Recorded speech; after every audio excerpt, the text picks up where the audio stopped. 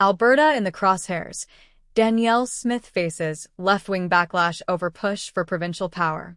Since Mark Carney's unexpected victory in the snap federal election on April 28, 2025, Alberta has found itself at the center of an escalating political storm. Premier Danielle Smith's Alberta Next town halls have sparked passionate discussions about the province's future, drawing both intense support and fierce criticism.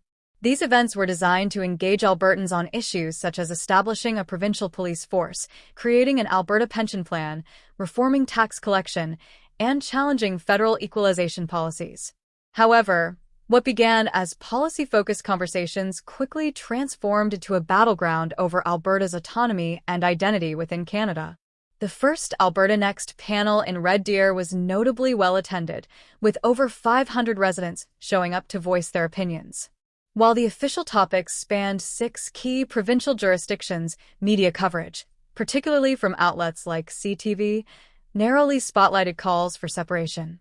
Reports described the event as packed with separatists, attributing this surge to organized efforts by groups such as the Alberta Prosperity Project. Yet, many attendees and observers contested this characterization, emphasizing that most were everyday Albertans concerned about their province's diminishing powers and economic prospects.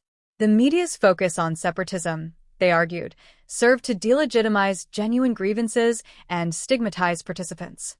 This pattern of framing Albertans advocating for increased provincial authority as extremists is not new, but it has intensified since Carney took office. Many in Alberta feel increasingly alienated by federal policies that they perceive as hostile, including carbon taxes, stringent energy regulations, and perceived unfair equalization payments that transfer wealth out of the province. These factors fuel a growing desire among residents to explore constitutional options for more self-governance, whether through increased provincial powers or, for some, outright independence. Labeling this movement as fringe separatism overlooks the complex economic and cultural realities driving it. When the Alberta Next panel moved to Sherwood Park, near Edmonton, media narratives shifted to portray a more divided audience. Edmonton's political climate, historically dominated by the New Democratic Party and a sizable unionized public sector workforce, manifested in vocal opposition to some of Smith's proposals. The provincial pension plan and provincial police force ideas faced criticism, and media coverage often emphasized conflict and protest. However, a show of hands during the event revealed a majority of attendees still supported these initiatives, challenging claims that Smith's agenda was widely rejected. This contradiction between media portrayal and on-the-ground reality highlights the tension in how Alberta's autonomy debate is covered. The coverage also highlighted isolated incidents, such as a protester wearing a costume and accusations of Smith punching down on immigrants, which critics argue were amplified to distract from substantive issues. By associating Smith's movement with controversial imagery or inflammatory remarks, media outlets arguably sought to delegitimize the autonomy push and cast it as divisive. Such sensationalism makes it harder for meaningful conversations about Alberta's governance to take place in the public sphere. Central to these tensions is the strained relationship between Alberta's government and the federal administration led by Mark Carney. Many Albertans view Carney's government as unsympathetic or even antagonistic to their interests, particularly regarding energy policies and fiscal transfers. The Alberta Sovereignty Act, enacted by Smith's government, empowers the province to refuse enforcement of federal laws deemed harmful to Alberta. This legislative move has significantly heightened tensions and set the stage for potential legal battles between provincial and federal authorities.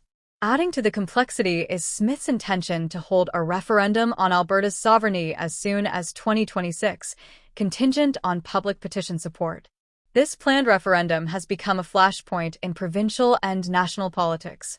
Supporters argue it is a democratic response to long-standing grievances and an opportunity to reclaim Alberta's economic and political autonomy. Critics warn that such a move risks fracturing Canadian unity, creating economic uncertainty, and deepening regional divides. The debate over the referendum encapsulates broader questions about Alberta's role and identity within Canada. Political reactions within Alberta underscore this polarization. The United Conservative Party, led by Smith, champions the pursuit of expanded provincial powers as essential to defending Alberta's economic future. Conversely, the provincial New Democratic Party and federal Liberals caution that sovereignty discussions could undermine investment, weaken social cohesion, and destabilize the federation. Meanwhile, fringe political groups and activists advocate for more radical solutions, including full independence or separation, adding layers of complexity to the province's political landscape. Despite these divisions, the robust turnout at town halls reveals a significant public appetite for dialogue on Alberta's governance and autonomy. Rural areas tend to show stronger support for sovereignty measures, but experts emphasize that urban centers like Calgary and Edmonton hold the key to any successful referendum. Winning over these urban voters, where skepticism is more prevalent, will be crucial to advancing the movement's goals. In response, Smith and allied organizations are expected to ramp up efforts to engage urban populations. They plan to hold future forums emphasizing practical arguments about financial stewardship, constitutional rights, and the tangible benefits of provincial control. This strategy aims to broaden support and counteract the often sensationalized media portrayals that paint autonomy advocates as extremists. Meanwhile, media coverage of Alberta's autonomy debate remains highly polarized. Some outlets are accused of perpetuating biased narratives that alienate a growing segment of Albertans who feel misrepresented or ignored. Calls for balanced, nuanced journalism that reflects the movement's complexity and sincerity are growing louder as the province grapples with its political future. Ultimately, Alberta's push for greater provincial authority raises fundamental questions about Canadian federalism and the balance of power between Ottawa and the provinces. Resource-rich provinces like Alberta are challenging historical power dynamics and demanding more control over their economic and political destiny. The unfolding confrontation between Smith's government and Carney's administration signals a possible constitutional showdown with far-reaching implications for the country. For many Albertans, this is not merely a political dispute but a profound battle for economic security, cultural identity, and democratic representation. Whether through legislative action, public engagement, or a future referendum, the movement for provincial empowerment is reshaping Alberta's political landscape and redefining its relationship with the rest of Canada.